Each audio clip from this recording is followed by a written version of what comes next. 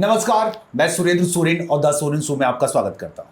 Tribe TV के इस खास कार्यक्रम में हम खास मेहमान को आमंत्रित करते हैं, उनसे बातें करते हैं, उनके व्यक्तित्व से जुड़े, उनके पहलुओं से जुड़े, उनकी उपलब्धियों की बात करते हैं, उनके विचारों को सामने रखने की कोशिश करते हैं। आज हमारे साथ जो शख्सियत है, उनके परिचय से पहले हम ये बता दें कि बचपन के पड़ाव में बच्चों को मिठाइयों के अलावा कहानी किस्सों से बड़ा प्रेम होता है और हमारी जो शख्सियत हैं वो कहानी किस्सों के ही रचयिता हैं, कहानी किस्से गढ़ते हैं, लिखते हैं और इस बार साहित्य अकादमी के बाल साहित्य पुरस्कार से नवाजे गए मान सिंह मांझी। ये किताब है उनकी मेरे हाथ में, ये पतली सी छोटी सी किताब। इसमें कुल 13 कहानियाँ हैं, बच्चों की कहानियाँ हैं और इसी किताब के लिए इस किताब का शीर्षक है नेने पेटे। और ये जो लिपि देख रहे हैं आप, ये लिपि है औलचिकी, जो इस वक्त झारखंड में बड़ा सुर्खियों में है क्योंकि संथाल समुदाय के लोग औलचिकी को झारखंड की प्रथम राजभाषा संथाली भाषा को घोषित करने के लिए सरकार से डिमांड कर रहे हैं। बहरहाल हम राजनीतिक बातों से अलग साहित्य और समाज की बातें करेंगे मान सिंह मांझी से, जो साहित्य अकादमी पुरस्कार विजेता हैं। इनके नाम का सिलेक्शन के चयन की घोषणा हो चुकी है, पुरस्कार अभी इनके हाथ आया नहीं है, इससे पहले ही ये हमारे हाथ लग गए, यानी हमारे शो में आ गए, इन्हें आमंत्रित कर लिया। मान सिंह मांझी जी, ट्राइब टीवी के इस शो में आपका स्वागत है। जोहार, नमस्कार। जब ये किताब आप लिख रहे थे या इस किताब की तरह कुछ और किस्से या कहानियाँ कविताओं की किताबें लिख रहे थे, तो ये लिखने की जो शुरुआत जब आपकी थी तब लगता था कि आप किसी पुरस्कार के लिए लिख रहे हैं या अपने मन की बातों को सामने रखने के लिए लिख रहे हैं? नहीं, मैं पुरस्कार के लिए नहीं लिख रहा था, अपने मन की बातों को उजागर करने के लिए ही किताब लिख रहा था या गीत लिखता था, कहानी लिखता। और उसी के साथ साथ मैंने अपनी मन की बात, जो मेरे विचार है, उसको, उस सोच को समाज के बीच में लाने के लिए ही मैंने फिल्म भी बनाई है। जी बिल्कुल, फिल्म भी बनाए, किस्से भी लिखे, यानी कहानियाँ भी लिखी, कविताएं भी लिखी। जब अखबारों के ज़रिए हम लोगों को ये जानकारी मिली कि मान सिंह मांझी साहित्य अकादमी पुरस्कार के लिए चयन किए गए हैं, ये खबर आप तक भी पहुंची होगी, उस वक्त कैसा लगा?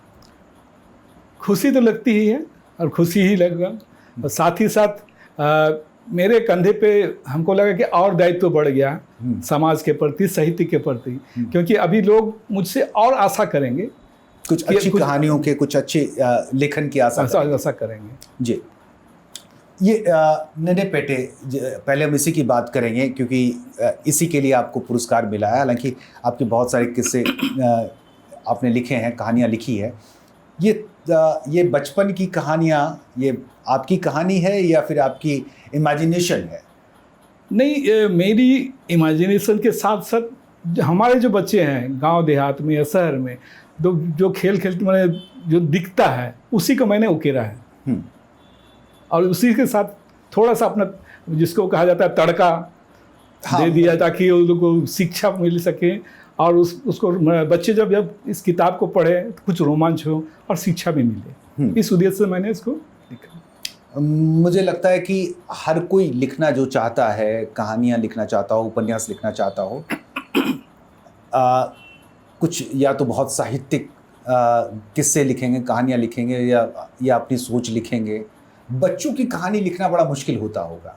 जी हाँ, बच्चों के लिए तो लिखना तो मुश्किल ही है, क्योंकि आपको खुद भी बच्चा बनना पड़ा होगा।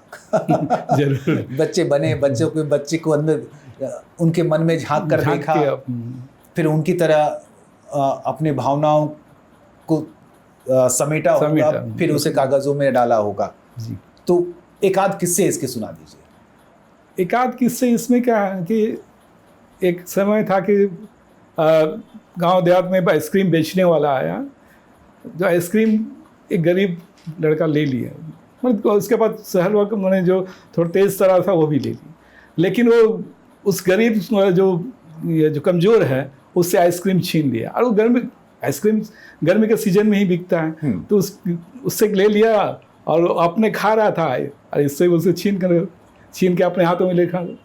तो इससे क्या होता है कि उस आइसक्रीम पिघलते गया, जब मतलब इस छीना छपटी में आइसक्रीम पिघल गया। हाँ, समय लगा।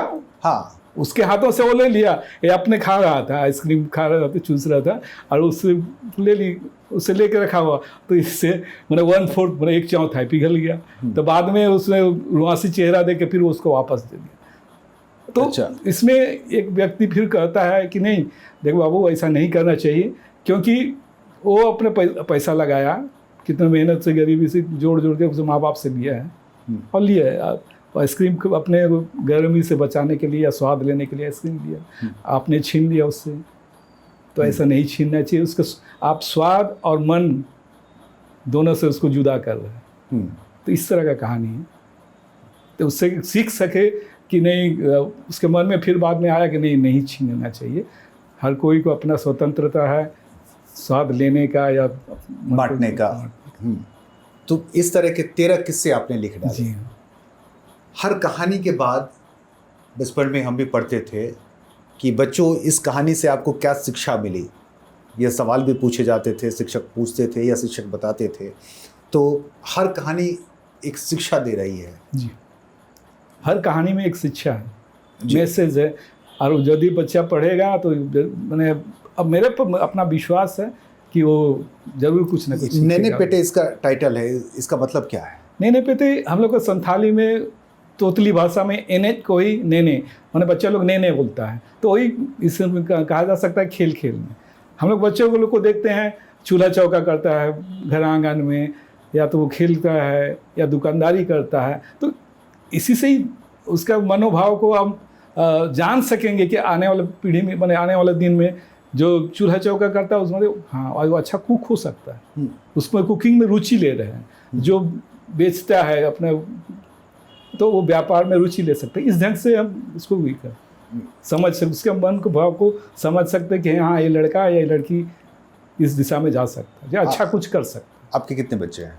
मेरे तो अभी तक भगवान की दुआ से या यहाँ कहे कि मुझे बच्चे नहीं हैं, दुख की बात।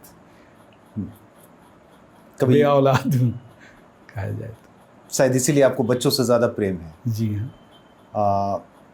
तो बच्चों के लिए आपने किताबें लिखी, तो उन कल्पनाओं में आपने अपने बच्चे को भी देखा होगा उसमें। अच्छा, ये लिखना, जैसा कि कहानियाँ लिखना, यह शौक़ कब से पैदा हुआ आप? ये शौक़ मेरे घर से ही पैदा हुआ। घर से मतलब मेरे फूफा जी एक हैं रामकृष्ण टूडू जी, वो जब भी मेरे पिताजी के पास आते थे, पिताजी ओलचिकी के शिक्षक थे, साधारण शिक्षक थे प्राइवेट स्कूल में, और उसी से हमारे जीविका बचपन चलते थे। तो जब भी आते थे फूफा जी, वो लिखते थे, तो कविताएं लिखते थे, छंद। तो आके जब भी आते हैं तो लोग लंच डिनर के बाद दोनों डिस्कस करने के लिए बैठते हैं, और मुझे वो पढ़ने के लिए देते हैं। वो किताब जो लिख के लाता था, कोई भी कविता मुझे पढ़ने के लिए देते हैं, मैं पढ़ता हूँ और वो दोनों उस पर डिस्कस करते हैं। तो उसी समय से कुछ उनके जो लिखने का अंदाज, जो छंद में लिखते हैं, मुझे बहुत अच्छा लगा। तो उसी से ही मेरी रुचि बढ़ी। तब आप स्टूडेंट रहे होंगे? तब स्टूडेंट मैं रहा हूँ, और 7-8 क्लास का, 7वीं 8वीं क्लास। पहली पुस्तक आपने कब लिखी? पुस्तक तो मैंने 2014 में लिखी, लेकिन लिखना मैंने चालू किया 1986 से। गीत लिखना, लिख करके अपनी डायरियों में आप उसे रखते रहे, छप कर बाहर आई 2014 में। 2014 में। तो जब 2014 में आपकी पहली किताब आपकी छप कर आई होगी, कैसा रिस्पांस रहा लोगों का? अच्छा ही था, क्योंकि उस किताब में मैंने मेरे जो लिखे गीतों जो कैसेट है, ये फिल्म में भी आया है, तो उस गीतों का कलेक्शन था, और कुछ नया भी जो ये कविताएं हैं उसका बंच था, मैंने संकलन था। तो स्वाभाविक है, जो गीत सुनते थे कोई, उसको किताब के रूप में मिल जाएगा, तो उस किताब को वहाँ से देख के आप गाना चालू कर आता है। तो मतलब फिल्मों में जो संथाली एल्बम में भी आपकी गीत गुनगुनाए जा रहे हैं, आप खुद भी गाते हैं? ना, गीत तो मैं गाता नहीं। आप गीत लिखते हैं? मैं गीत लिखता हूँ, मेरी पत्नी गायिका है रानी मार्डी जी। मैं गीत लिखता हूँ, वो स्वर देती है, और कैसेट में आता है, फिल्म में आता है। बड़ी अच्छी जोड़ी है, लिखने और गाने। यानी घर पे ही आधे काम आप लोगों ने गाने के घर पे ही निपटा दिए। हाँ, बस बजाने वाले की ज़रूरत है, म्यूजिशियन की बस ज़रूरत पड़ती है। एक छोटा सा ब्रेक लेते हैं, फिर इसके बाद बात करते हैं कि कैसे एक नॉन प्रोफेशनल राइटर अपनी किताबों के ज़रिए, अपनी कहानियों के ज़रिए लोगों के दिलों तक पहुंच रहा है।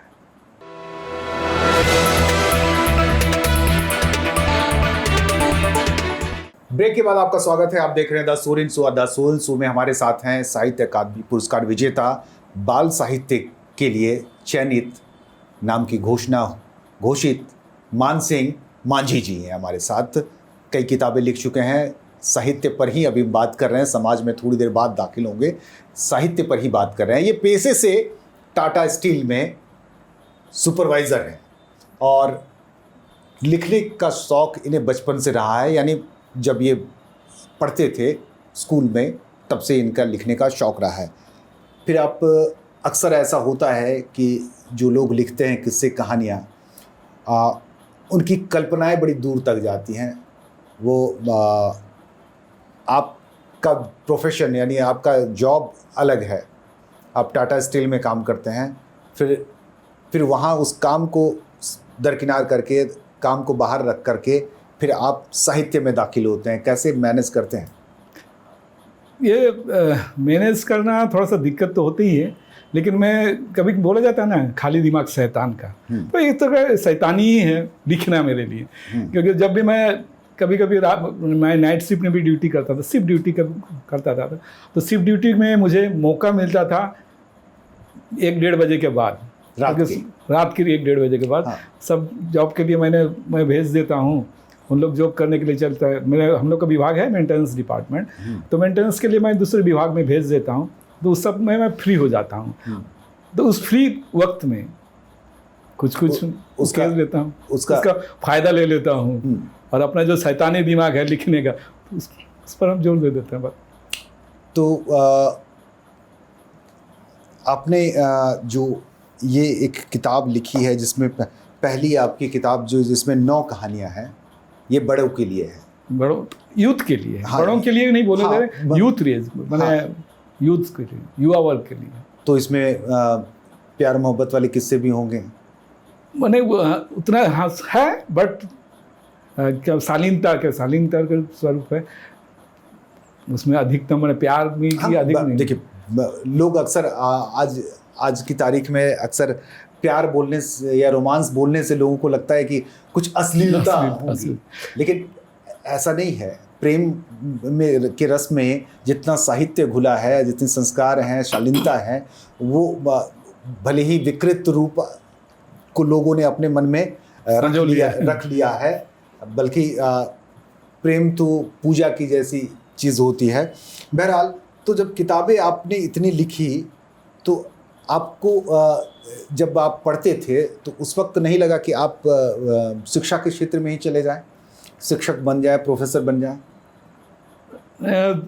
मैं उस दिशा में नहीं सोचा। क्यों नहीं सोचा? क्योंकि मेरे पिताजी शिक्षक थे, और वो एक घर में 2 शिक्षक अच्छे नहीं हुए। सोच सकते हो ऐसा, क्योंकि मैं उसको संघर्ष को देखते रहा, और मुझे लगा क्योंकि वो प्राइवेट शिक्षक थे, मतलब स्कूल के शिक्षक थे, तो बचपन में हम लोग को थोड़ा सा दयनीय स्थिति, आर्थिक स्थिति संकट में था। तो जब भी मैंने मैट्रिक पास की, इसके बाद साल भर में ही मेरे चयन टाटा स्टील का अप्रेंटिसशिप में हुआ। इसके बाद मैं सीधा ज्वाइन कर, अब बाकी का शिक्षा थोड़ा सा मैंने इच्छा रहते हो ये भी, हाँ, मैं बहुत पढ़ना पड़ता, तभी तो लोगों को पढ़ा सकते थे। चलिए, अब आपकी फिल्मों की बात करते हैं। कितनी फिल्में बनाई है आपने, या आपकी कहानी पर कितनी फिल्म बनी है? मैंने 4 फिल्म बनाई हैं और 1 डॉक्यूमेंट्री। उस 4 फिल्म में मैंने 3 फिल्म मेरी अपनी लिखी हुई है, और अभी बन रही है एक फिल्म जो दूसरा प्रोड्यूसर बना रही है। ये सक्का मोड़े, लेकिन उस नाम तो अभी नाम को बदल दिया गया है, इस सक्का मोड़े जा। हाँ, क्या है ये सक्का मोड़े के किस्से में आपके? सक्का मोड़े जो हमारे अभी बहुत सारे नौजवान जल्दी से शादी कर लेते हैं। थोड़ा सा संक्षिप्त में बता रहा हूँ। जी, संक्षिप्त में। शादी कर लेते हैं कुछ सोचे समझे, बाद में वो जब विचार नहीं मिलता है तब तलाक की सोचते हैं, अलगाव की सोचते हैं, उसी पर आधारित है। और सक्का मोड़े पूर्णतः हम लोग सामाजिक और मामलों का जो नियम सका मोड़ने का इसमें क्या क्या नियम है उस पर आधारित है, उस पर उसको लिखी गई है इस किताब में। उसी पर मूवी बनाई गई है। कितने गाने आपने लिखे हैं? गाने मैंने 100 से ऊपर अभी तक मेरा लिखा हुआ और ऑडियो वीडियो बन चुका है। मैंने सुने नहीं हैं, लेकिन मुझे लगता है कि जिस तरह की आपकी उपलब्धि है, मुझे लगता है कि ज़्यादातर गाने हिट ही हुए होंगे। हिट ही, हाँ हिट ही कहा जा सकता है, लेकिन मैं एक क्या बोले इस शालीनता के स्वरूप और फूहड़ गाने नहीं लिखते। फूहड़ गाने नहीं लिखता हूँ। आप चाहे तो मेरा अपना यूट्यूब चैनल है राला एंटरटेनमेंट, आप उसमें जाकर सुन सकते हैं। अच्छा, एक आध गाने का थीम बता दीजिए मुझे, जो आपको लगता हो कि ये सबसे अच्छी रचना मेरी रही। एक थीम जैसा है कि जैसे हार्ड बॉयल फिल्म में है, अतु बाहर आलम तंगी है, दुल्हड़ आलम डाम डो है, माने प्यार करने वाले जो है वो मिलते हैं बाहर में, गांव के न बाहर में, लेकिन उसको कहता है अपना प्रेमी को कि इस तरह ना मिला करो क्योंकि पूरा बस मैंने गांव में चर्चित हो जाए हम। प्यार को प्यार ही है, प्रेम अच्छे शालीनता से हम लोग को प्यार करना है। और क्या बोलेंगे उसको, उसके लिए शब्द मैंने कह पा रहा हूँ, माने लोगों में चर्चित ना हो। हाँ, मतलब बदनाम ना हो। प्यार को प्यार रहने दे, प्यार को प्यार रहने दे, प्यार को हाँ बदनाम ना कर, हाँ किसी के चर्चा में लाने की ज़रूरत नहीं है। बहरहाल, अब जब फिल्मों की बात होती है या गानों की बात होती है तो आप अपने आप को कहाँ पाते हैं?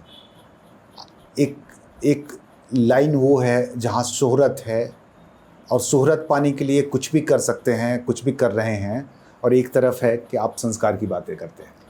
नहीं, मैं शोहरत के लिए ना मैं लिख रहा था, जो पहले आपने सवाल किया, मैं शोहरत के लिए नहीं, पुरस्कार के लिए नहीं, ना ही शोहरत के लिए। मैं अपने समाज में थोड़ा सा बदलाव चाह रहा था और अपने समाज को जो है नियम या अरिचली जिसको बोलते हैं, जो संस्कार है या जो भी, उसको दूसरे लोग जाने, इसलिए मैंने शुरू किया। इसके शुरुआत के लिए मैं थोड़ा सा आपको बता दूं, एक फिल्म बनी थी बंगाली फिल्म मोहल मोनर सेरेंग।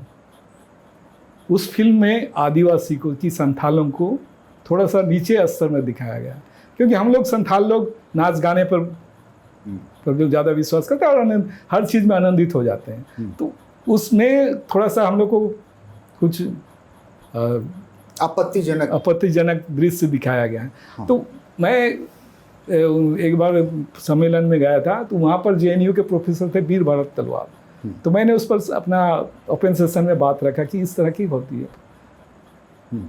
तो उन्होंने कहा कि तुम संथाल हो, तुम अपने चीज़ों को किताबों में फिल्म में उकेरो, ताकि वो जाने, अपने समाज को लोग जाने, और दूसरे तो उसको कितना जानता है, एक झलक देख लिया। वो आपकी संस्कृति को वैसे ग्लैमराइज नहीं करेगा, आपको अपनी संस्कृति अपने ढंग से दिखाना होगा और सच्चाई को दिखाना होगा। हाँ। नहीं तो वो तो एक दिन के लिए आएगा, देख लेगा कि कुछ विकृत उसको नजर आएगा, अपने नजर से कुछ चीज़ भी नहीं उसको दर्शा देगा। तो उसी समय से मेरे मन में एक तो विचार आया कि नहीं, मैं भी फिल्म बनाऊंगा और समाज में कुछ सचेतन लाने की कोशिश करूँगा। ऐसी कौन सी फिल्म बनाई आपने?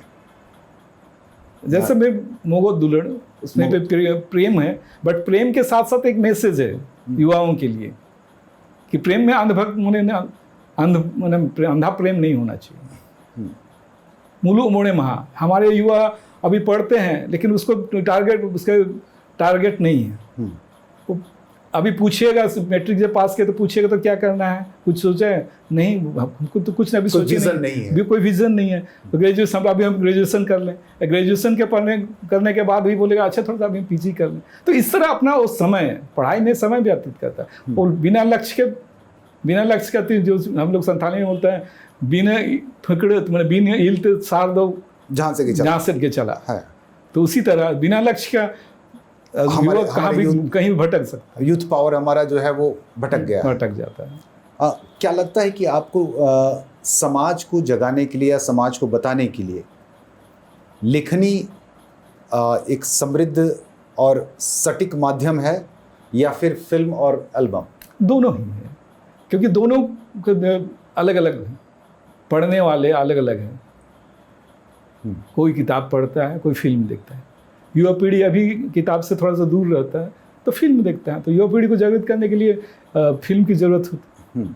और जो थोड़ा सा मैच्योर्ड है उसके लिए किताब, जो साहित्य से जुड़ा हुआ है, साहित्य से प्रेम है, लगा हुआ है, उसके लिए किताब। आप जिस सोच के साथ आपने चाहे वो फिल्म बनाना शुरू किया हो या फिर लिखना शुरू किया हो, क्या लगता है कि लोग उस चीज़ों को कैच कर रहे हैं, लोग उस मैसेज को ले रहे हैं? कुछ बदलाव आपको नज़र आया? नज़र तो आया है। जब मैंने पहली फिल्म मगो दुलड़ दुमका में लगाया था, दुमका टॉकीज में, वहाँ पर एक अंतिम दिन एक लड़का मेरे पास आया है कि वो लड़का आके बोले कि मेरे दादा ये कहानी मुझ पर भी है, मैंने इसी तरह की घटना मेरे पर। तो अच्छा, मैं वो खुद को अपने उस फिल्म के किरदार से जोड़ रहा था और उस पर भी मैंने उसी ढंग से कुछ घटना उसके जीवन में भी घटी। तो बोले मैं थोड़ा सा अभी सीख मिला कि नहीं, अंधा प्रेम नहीं करना, थोड़ा सा तो जागरूक होना प्रेम के लिए भी। तो इससे लगता है कि मैंने युवा लोग है, युवा पीढ़ी लोग उससे कुछ सीख रहे हैं या समझने का कोशिश कर रहे हैं उस मेरी कहानी को। मुझे तो लगता है कि आप लिखते जा रहे हैं, फिल्म बनाते जा रहे हैं, लेकिन जिस लक्ष्य को लेकर या जिस टारगेट को लेकर सेट कर लोग काम कर रहे हैं, उस टारगेट पर गोल जा नहीं रहा है, गेंद जा नहीं रही है गोल पोस्ट की तरफ। ऐसा तो है, लोग तो भटक रहे हैं और मैं जिस दिशा में जा रहा हूँ उसमें कितना समय लगेगा वो मैं नहीं कर सकता। तो आपने साहित्य का रास्ता चुना, कभी राजनीति का रास्ता नहीं चुना? जी नहीं, सोचा नहीं? सोचा नहीं, राजनीति से थोड़ा मैं दूर हूँ, समाज नीति से। दोनों तो एक ही काम करता है, दोनों ही समाज के अंदर और समाज के लिए ही है। हाँ, कर सकते हैं, लेकिन राजनीति से इसलिए कि फिल्म बना, अभी राजनीति बहुत गंदी हो गई, इसीलिए मैं दूरी बना। ये तो अभी गंदी हुई या पहले भी थी? शुरू से ही एक तरफ से छल कपट, राजनीति एक तरफ से छल कपट, जिस काम को आप नहीं कर सकते हैं। जो भी हमारे प्रतिनिधि हैं, हम लोग जाते हैं मिलने के लिए, कुछ आवेदन करते हैं, सब हम हाँ हो जाएगा, बट उस काम उसके द्वारा हो नहीं सकता। ऐसा भी है, इसके बावजूद भी बोलता है कि हो जाएगा, तो आदमी, जबकि उसे पता है कि ऐसा नहीं हो सकता है। लेकिन अब जनता विश्वास करते, मछली मारने जाना है तो जाल तो फेंकी, कांटा बिछाएगा ही, और फंसे ना फंसे मतलब इंतजार तो कर नहीं, उस स्थिति में है जनता। शिकारी आएगा, जाल बिछाएगा, दाना डालेगा, लोभ से उससे फंसना नहीं। एक छोटा सा ब्रेक लेते हैं, बात दिलचस्प होती जा रही है क्योंकि अब हम समाज की बातें कर रहे हैं और समाज में जब मानसिंह मांझी जैसे लोग हैं तो देखते हैं इनका क्या संदेश है।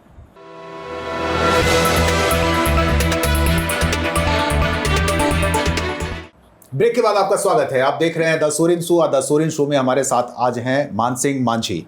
साहित्यिक अंदाज के व्यक्तित्व हैं, साहित्य अकादमी के विजेता हैं और समाज के लिए लिखते हैं, समाज में हर वर्ग के लिए लिखते हैं, गाने लिखते हैं, कविताएं लिखते हैं, कहानियां गढ़ते हैं। हमारे साथ हैं। समाज, मुझे लगता है कि वो समाज की इमेज जो आपकी कहानियां में है वो अब ज़मीन पर दिखाई नहीं देता। ज़मीन पर दिखाने से यही सच्चाई तो यही है, लेकिन कुछ कुछ अभी बदलाव आ रहा है, युवा पीढ़ी में बदलाव आ रहा है, कुछ उस दिशा में सोच रहे हैं, समाज के दिशा में या धर्म के दिशा में अभी सोचने लगे। पहले एक समय था जो कि जाहिर जो हम लोग का धर्म स्थल वहाँ जाते भी नहीं थे, लेकिन अभी युवा पीढ़ी जाने लगा। कुछ बदलाव अभी आ रहा है और आने वाले दिन में अच्छा खासा बदलाव नजर आएगा। मेरा मानना है कि धर्म बढ़ रहा है या धार्मिक स्थल बढ़ रहे हैं, क्या लगता है? धर्म बढ़ रहा है, धार्मिक स्थल, आपका सवाल? मेरा सवाल है कि मेरा मानना है कि धर्म, जो लोगों के बीच में जो धार्मिक लोग हैं वो बढ़ नहीं रहे हैं। मंदिर ज़रूर बढ़ रहे हैं, मंदिरों की संख्या बढ़ रही है, सरना स्थल की संख्या बढ़ रही है, मस्जिदें ज़्यादा बढ़ रही है, लेकिन जो धर्म का जो धार्मिकता है वो कम हो रही है। नहीं, देखिए, संथाल की आदिवासी समाज में धर्म स्थल तो नहीं बढ़ता है, क्यों? हम लोग का रिवाज है, जो भी एक गांव में एक ही धर्म स्थल होता है, जाया रहता है, सारना स्थल या बोले जाया थान बोलते, एक ही रहता है। तो इस तरह हम लोग का धर्म स्थल नहीं बढ़ता है। बाकी हिंदुओं का या दूसरे कौम का वो बढ़ जा रहा है। लेकिन मेरा कहना था कि रुचि युवाओं में अभी धर्म के प्रति, समाज के प्रति रुचि बढ़ जाग गई है और लोग आगे आ रहे हैं। एक समय था सब जितना भी शिक्षित है वो थोड़ा सा समाज से दूर, धर्म से या हमारे जो नियम कानून ये है उससे दूरी बना के रखता था, लेकिन अभी आगे उस पर आ रहे हैं। सोशल इंटरेक्शन बढ़ा है या कम हुआ है?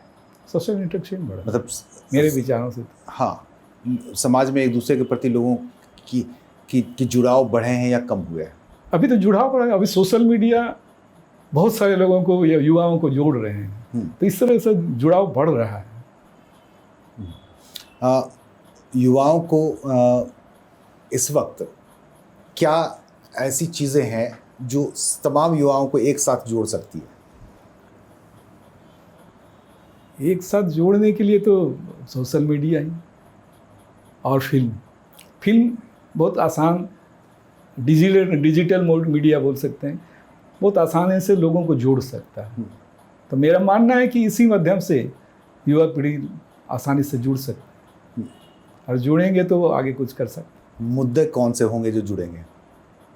मुद्दे शिक्षा भी हो सकता है। प्लेटफॉर्म है जुड़ने के, मुद्दा क्या हो सकता है? मुद्दा सामाजिक मुद्दा और शिक्षा भी एक है।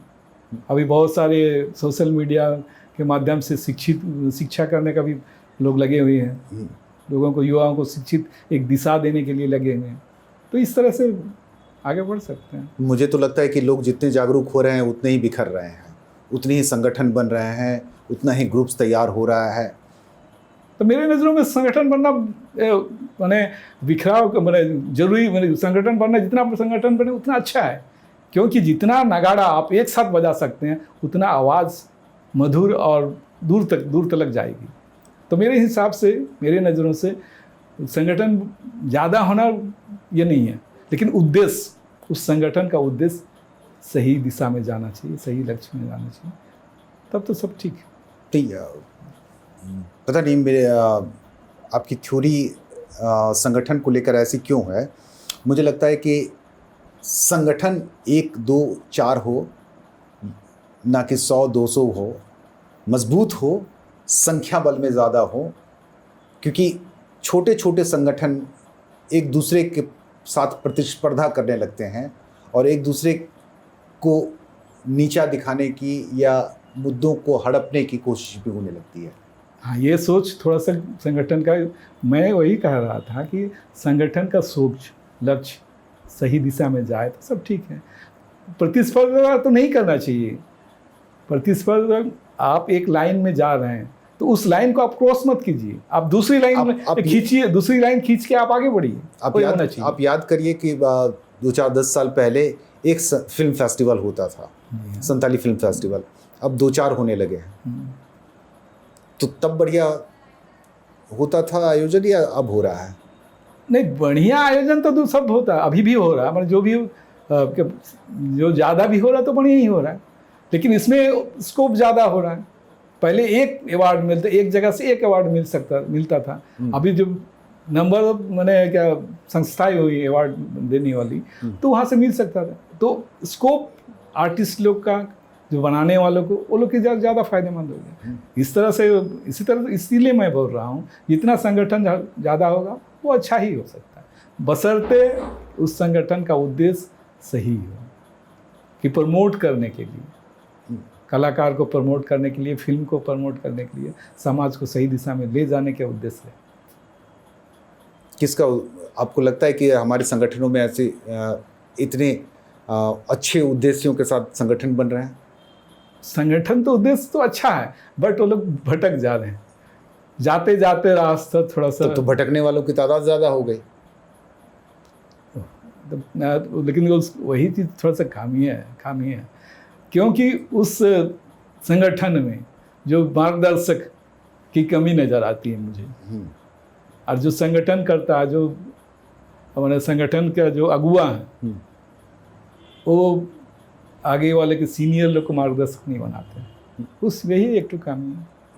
जो मार्गदर्शक रहे तब ना वो सही दिशा में मैंने, अगर आप गलत रास्ते पे चूज कर रहे हैं तो सही रास्ते को बता सकते। गांव में शिक्षा की क्या स्थिति देख रहे हैं आप? क्योंकि आप लिखते हैं तो बच्चे पढ़ते होंगे, कोई आपकी कहानियाँ किससे कोई पाठ्यक्रम में शामिल होने वाली है क्या, या लगता है कि हो सकती है? नहीं, वैसा गांव वाली तो नहीं है। तो पीजी में मेरी एक कविता कोल्हान यूनिवर्सिटी में का बुक में शामिल है। और लेकिन पढ़ाई की स्थिति गांव में थोड़ी दयनीय है। अब वो फिर राजनीतिक विषय पे चले, सरकार उधर खाली खिचड़ी खिला रही है, लेकिन पढ़ाई के जो शिक्षक है, शिक्षक का अभाव है, शिक्षक समय नहीं दे पाता है। तो इस कारण वो पढ़ाई में स्कूली शिक्षा थोड़ा सा डवाडोल। अब लोग पढ़ेंगे नहीं, बच्चे पढ़ेंगे नहीं तो आपकी किताबें कैसे पढ़ेंगे? आपकी किताबों तक पहुंचेंगे कैसे? ठीक है, बड़े हो जाएंगे तो मोबाइल चलाना सीख जाएंगे, तो मोबाइल में आपके गाने सुन लेंगे, आपकी पिक्चर देख लेंगे, लेकिन किताब पढ़ने से तो वंचित रह जाएंगे। इसीलिए मैंने सोशल मीडिया में फिल्म बनाना शुरू की ताकि दोनों प्लेटफॉर्म।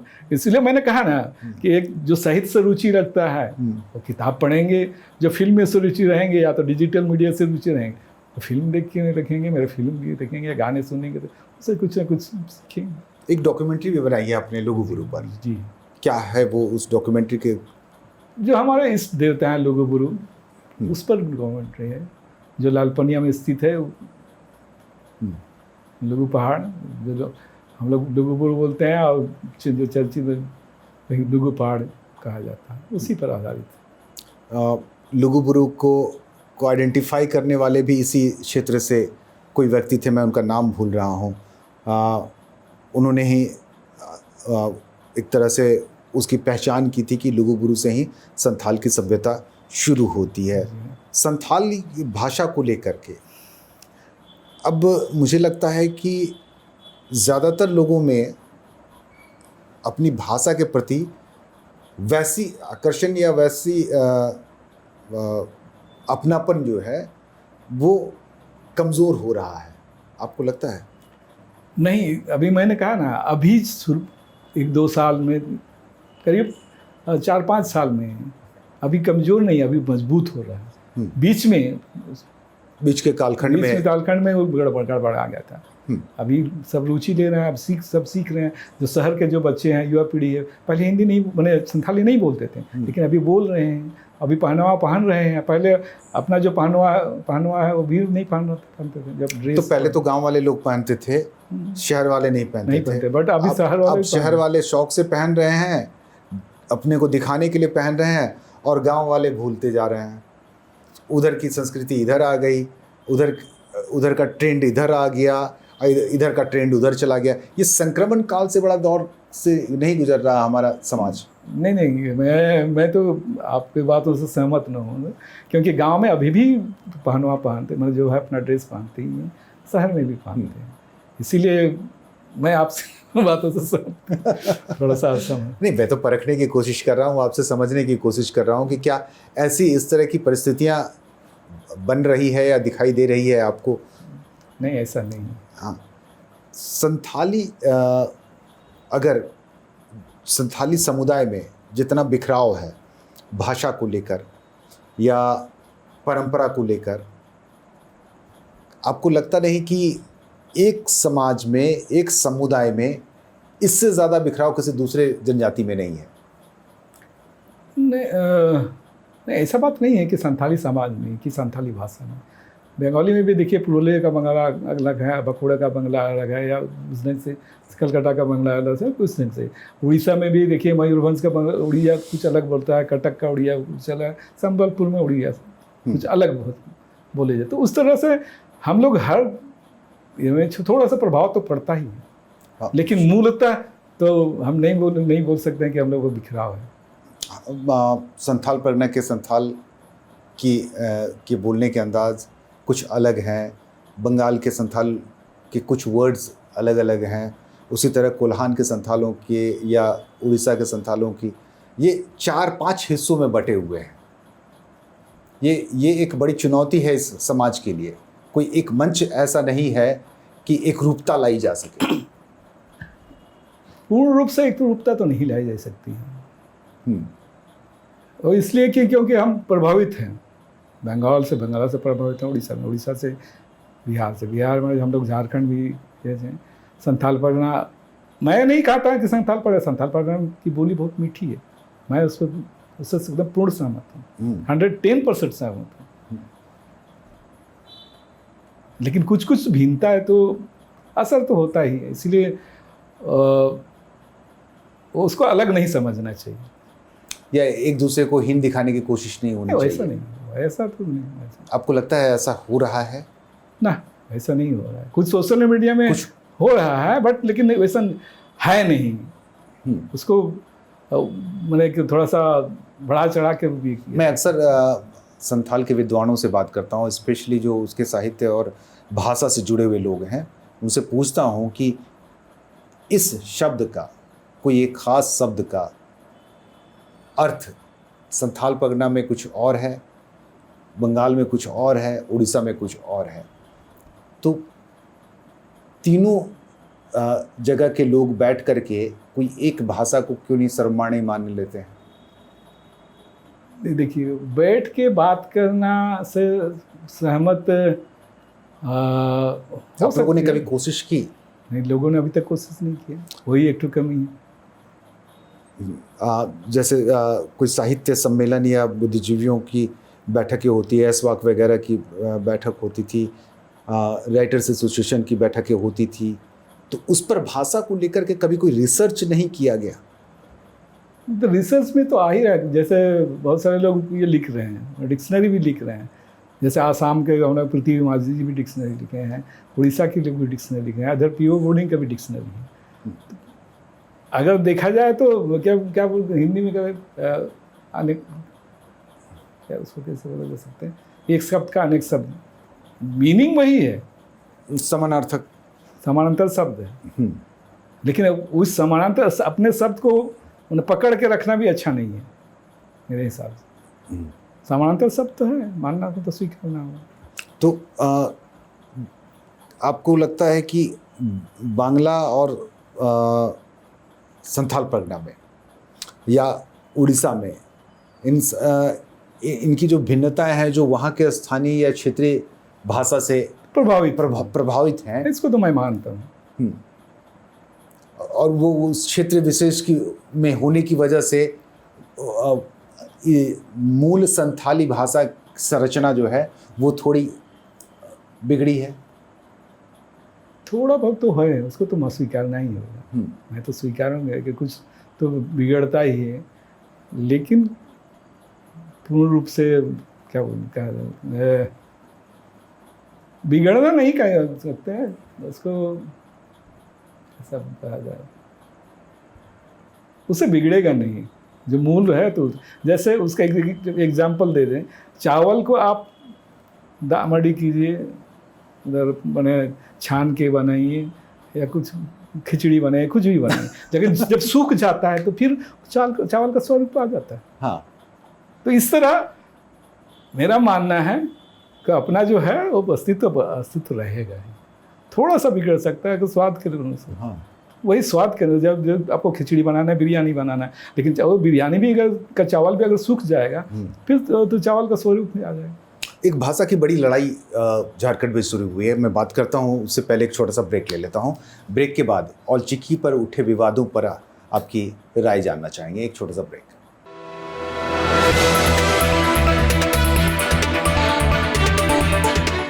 ब्रेक के बाद आपका स्वागत है। आप देख रहे हैं द सूरिन शो में हमारे साथ हैं संथाली राइटर मानसिंह मांझी। मानसिंह मांझी की किताबें हैं और किताबों की पहले जो फॉन्ट है, लिपि है, वो औलचिकी है। औलचिकी को लेकर के झारखंड में इस वक्त विवाद घर कर गया है। दो तरह के विवाद चल रहे हैं। एक विवाद इसकी मान्यता को लेकर के है, दोनों विवाद इसकी मान्यता को लेकर के है। कुछ लोग इसकी मान्यता लेना नहीं चाहते और कुछ लोग इसकी मान्यता सरकार से चाहते हैं। तो ये बड़ा ही विषम परिस्थिति है कि औलचिकी को लेकर के आपने भी सुना होगा, जाना होगा, आप तक भी बातें पहुंची होगी। इसको लेकर के जो विवाद उठे हैं, कुछ क्षेत्र के लोग औलचिकी को कहते हैं कि नहीं, हम इसे नहीं मानेंगे। आप क्या कहते हैं? आप तो लिखते हैं, तो मानते हैं, स्वाभाविक नहीं, है। देखिए मैं कहूँगा उसको नहीं मानेगा तो व्यक्तिगत राय हो सकता है, क्योंकि सरकार मान चुकी है, 8 शेड्यूल में शामिल कर चुकी है। तो इसीलिए नहीं मानने का तो उसका मैं चाहूँ, मैं व्यक्तिगत मानता हूँ। इससे लेकिन ये बात अब व्यक्तिगत नहीं रह गई, लोग सड़कों पे उतर के आंदोलन कर रहे हैं, प्रदर्शन कर रहे हैं। तो सड़कों में प्रदर्शन उनके सरकार के खिलाफ प्रदर्शन कर रहे हैं, ना कि किसी सरकार के खिलाफ तो अलग प्रदर्शन हो रहा है, भाषा के खिलाफ अलग प्रदर्शन हो रहा है, यानी लिपि के खिलाफ अलग प्रदर्शन हो रहा है। लिपि पर तो प्रदर्शन नहीं होना चाहिए। लिपि एक लिखने के लिए है। लोग कहते हैं कि हम देवनागरी में लिखेंगे, रोमन में लिखेंगे। तो ठीक है, तो लिखना, अगर वो व्यक्तिगत चाहे तो लिखना है तो लिखना, उसमें तो कोई रोक नहीं, उसको तो कोई शायद मना नहीं कर रहा है। मेरी जानकारी में उसको कोई देवनागरी से मत लिखो, ये सब शायद कोई नहीं कर रहा होगा। लिखने में, पढ़ने में तो पहले से ही पढ़ते आ रहा है। सिद्धू कानू यूनिवर्सिटी में तो चलते आ रहा है देवनागरी, तो उसमें तो कोई रोक नहीं कि यूनिवर्सिटी में बंद कर दो कि देवनागरी नहीं पढ़ाए हो, उसके लिए तो नहीं कर रहा है। हाँ, अपना लिपि सीखने के लिए सीखिए, अपना मातृभाषा, अपना एक संथाली का लिपि है तो लिपि को सीखना चाहिए और इसीलिए स्वीकारना चाहिए। ये तो वही बात हो गई कि आप पैंट पहनिए, लेकिन ये मत कहिए कि धोती नहीं पहनना चाहिए। जिसको धोती पहनना हो वो धोती पहने, जिसको पैंट पहनना हो पैंट पहने, लेकिन इसका मतलब ये नहीं कि धोती के वजूद पर हम सवाल खड़ा करें। ये लिपि जिस वक्त ईजाद की गई, इस क्षेत्र में ईजाद की गई, यानी कोल्हान और उड़ीसा के बॉर्डर इलाके में, तो इधर के लोगों ने पढ़ लिया, इधर के लोग इस लिपि को जान गए। उस इलाके में कभी कोशिश की गई कि वहाँ के लोग भी, संथाल परगना के लोग भी औलचिकी सीखे, औलचिकी पढ़े? इधर की तरफ के लोगों की तरफ से कुछ कोशिश हुई? ज़रूर। दुमका कॉलेज में मुझे याद है 2000 में 1999 या 98-99 से ही पढ़ाई मैंने, लोग सीख रहे हैं।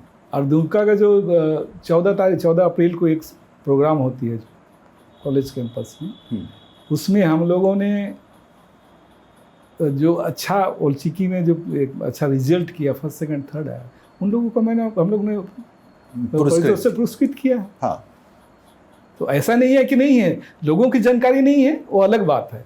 जबकि वो 97-98 सही चल रहा है। लोग नहीं जानते, इसलिए इसमें दिलचस्पी नहीं ले रहे। अगर वो जान जाएंगे तो यही हकीकत है। हाँ, ये ऐसा नहीं है कि नहीं हो रहा, कि अभी तुरंत वैसा हो रहा कि अभी औलचिकी का प्रचार प्रसार तो हो ही रहा है, पढ़ाई भी चल रही, मैंने उन लोगों को सिखाया गया है। प्राइमरी लेवल से संथाली भाषा या मातृभाषा की पढ़ाई का भी जोर, एक डिमांड उठता रहता है। आपको लगता है कि अगर संथाली भाषा से पढ़ाई या औलचिकी की लिपि से लोगों की पढ़ाई शुरू हो जाए या इसकी परंपरा पकड़ ले जोर, तो स्थितियां समाज की कुछ और बेहतर हो सकती है? जी हाँ, बेहतर हो सकती है। क्यों इसके लिए मैं कह रहा हूँ, इसलिए मैं बोल रहा हूँ क्योंकि अभी एक संथाल बच्चा अपना संथाली भाषा बोलता है, बगल में है उसको बस्ती में ही उसको भी बोल लेता है, और बंगला जो लोहार लोग या जो अन्य जाति, छोटी जाति है, वो लोग छोटी छोटी बंगला भी बोल लेता है। तो हम तो बोले हमारे बच्चे लोग एक साथ माने 10 वर्ष होते होते 4-5 भाषा सीख रहे हैं, साथ ही साथ हिंदी तो है ही, इंग्लिश भी सीख रहे हैं। यदि संथाल से ही शुरू हो जाए तो बहुत मजबूत होंगे हम लोग का, शिक्षा का स्तर बहुत बढ़ जाएगा, अच्छा होगा। औलचिकी में आपकी छपी किताबों को आप चाहते हैं कि ये ट्रांसलेट हो दूसरे लैंग्वेजेस में? जी हाँ, हर कोई चाहेगा कि लेकिन मैं चाहूँगा कि मेरी लिखे ट्रांसलेट हो, क्योंकि मैं अभी थोड़ा सा स्थापित हो, एक तरह से पुरस्कार मिलने से मैं अपने आप को समझूंगा कि मैं थोड़ा सा अच्छा कर रहा हूँ। कुछ और बेहतर लिखने की या कुछ बेहतर करने की आपको एक ऊर्जा मिली। अब जैसे कि आपसे इनफॉर्मल बातचीत हो रही थी तो आप कह रहे थे कि कुछ दिनों के बाद आप सेवानिवृत्त हो जाएंगे, उसके बाद की क्या प्लानिंग रखी है आपने? इसके बाद तो मैं लिख तो रहा ही हूँ, इसके बाद मैं कुछ डॉक्यूमेंट्री बना रहा हूँ। डॉक्यूमेंट्री में काम चल रहा है, जैसे बहा का पर्व हम लोग का, जिसको मैंने डॉक्यूमेंटेशन कर चुका है, खाली बाकी काम करना है। तो बहुत सारे चीज़ जो हमारे समाज में है उसको दर्शाना होगा। जैसे मैंने कहा कि लोग कुछ मैंने उटपटांग जो नहीं जानते एक बार देख लिया, उसको वीडियो बना के, आजकल बहुत आसान है वीडियो बनाना, मोबाइल से रिकॉर्ड कर लिए और उसको यूट्यूब में डाल दिए।